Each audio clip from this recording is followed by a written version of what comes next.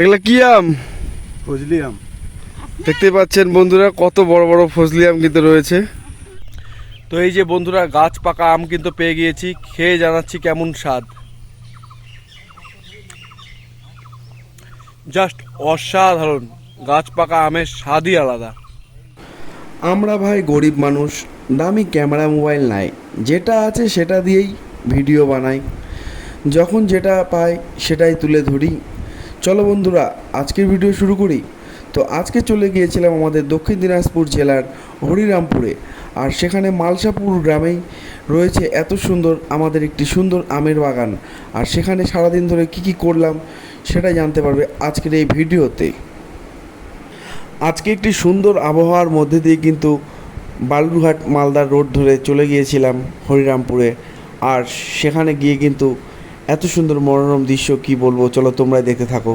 তো এই যে দেখো বন্ধুরা গাছ ভর্তি কিন্তু একেবারে আম তোমরা দেখতে পাচ্ছ। আর এরকম গাছ থেকে আম পাড়ার মজাটাই কিন্তু আলাদা।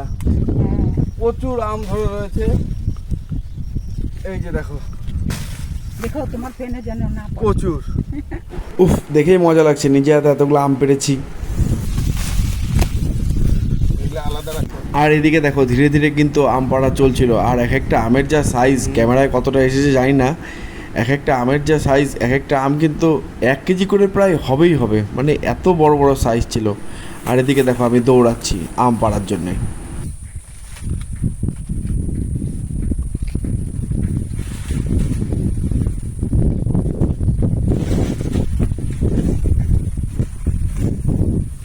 এই দেখতে পাচ্ছ কত বড় বড় আম কিন্তু রয়েছে।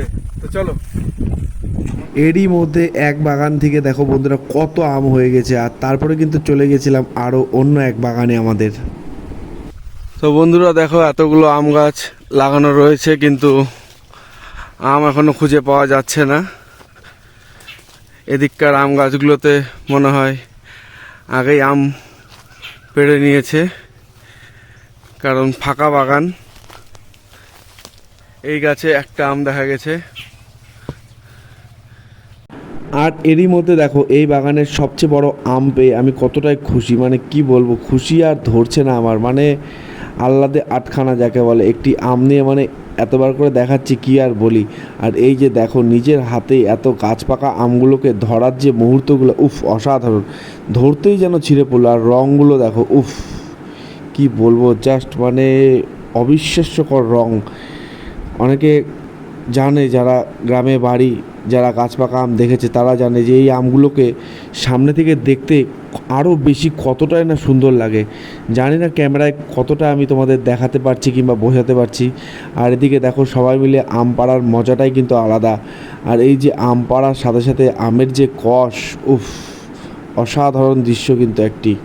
আর এই যে দেখো একের পর এক গাছ পাকা আম কিন্তু পেয়ে যাচ্ছিলাম। আর মনটা যেন কি বলবো আনন্দে ভরে উঠছিল। অনেকদিন পরে গ্রামে গিয়ে এত সুন্দর পরিবেশে আম পাড়ার এই মুহূর্তগুলো, যারা গ্রামে গিয়েছো এবং যারা গ্রামে থাকো তারা কিন্তু অবশ্যই জানো যে এই আনন্দগুলো কিন্তু ভাষায় প্রকাশ করার মতন না। সত্যি এতটাই আনন্দ কি আর বলি। চলো এবার একটি গাছ পাকা আম পেয়ে গিয়েছি, এই আমটিকে খেয়ে তোমাদের জানাই গাছ পাকা আম খাওয়ার মজাটা কেমন। তো এই যে বন্ধুরা গাছ পাকা আম কিন্তু পেয়ে গিয়েছি, খেয়ে জানাচ্ছি কেমন স্বাদ। জাস্ট অসাধারণ, গাছ পাকা আমের স্বাদই আলাদা। ঠিক ছোটোবেলার দিনগুলির কথা মনে পড়ে যাচ্ছে, যখন ক্রিকেট খেলতাম বল হারিয়ে তো জঙ্গলে, তখন যেভাবে খুঁজতাম ঠিক সেভাবেই যেন আম খুঁজতে হচ্ছে। ইস কী সুন্দর দৃশ্য, এদিকে দেখো, উফ গ্রামের এত সুন্দর দৃশ্যগুলি সামনে থেকে দেখতে জাস্ট অসাধারণ লাগে। আর এদিকে দেখো একের পর এক আম কিন্তু পাড়া চলছিল।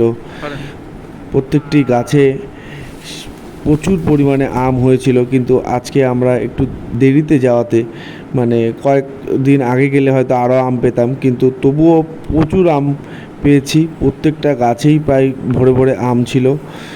জানি না কতটা দেখাতে পারছি, কিন্তু প্রত্যেকটা গাছে প্রচুর আম ছিল। আর শেষ অবধি কিন্তু আমরা সমস্ত আম ওজন করেছিলাম যে কত কেজি আম হয়েছে, সেই দৃশ্যও অবশ্যই রয়েছে, তোমরা দেখতে পাবে। আর এই যে দেখো আম পড়ার সাথে সাথে আম কুড়োনোর যে আনন্দ, নিজে হাতে আম পাড়া, নিজে হাতে আম কুড়োনো, এটা কিন্তু সত্যি একটা আলাদা রকমের অনুভূতি। এগুলা কি আম? ফজলি আম। দেখতে পাচ্ছেন বন্ধুরা কত বড় বড় ফজলি আম কিন্তু রয়েছে। আর চারিদিকের ভিউটা দেখো, জাস্ট অসাধারণ। আর এরপরে কিন্তু বন্ধুরা ওজন করা শুরু হয়ে গেছিলো যে কত কেজি আম আমরা পেরেছি, একটু নিজেদের জানার জন্যই কিন্তু আমরা ওজন করে কাউন্ট করে নিচ্ছিলাম। আর এইভাবে ওজন করতে করতে শেষ অবধি কিন্তু আমরা 210 কেজি আম আজকে আমাদের বাগান থেকে সংগ্রহ করতে পেরেছি।